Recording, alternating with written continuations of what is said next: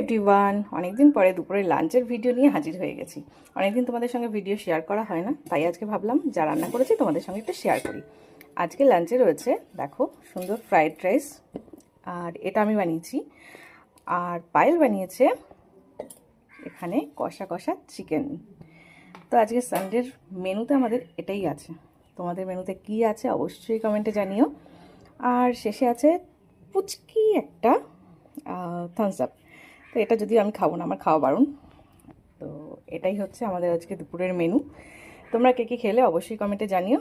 চলো, অনেকদিন পরে একটা ভিডিও দিলাম, তাই মনটা খুব খুশি খুশি আর লাগছে। হ্যাঁ, সঙ্গে ছিল অনিয়ন স্যালাড। তো চলো, ঘড়ির কাঁটায় প্রায় 3টে ছুঁই ছুঁই। আর এখন দুপুরের খাবার না খেলে অনেকটাই লেট হয়ে যাবে, খাবারটা সার্ভ করে নেওয়া যাক।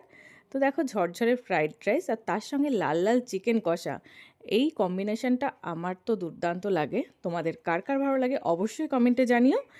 আর হ্যাঁ, তোমাদের সঙ্গে একটা কথা না শেয়ার করলেই নয়, এই ভিডিওটা আমার নতুন ফোনে তোলা ফার্স্ট ভিডিও। তো চলো দেখো, আজকে শো স্টপার।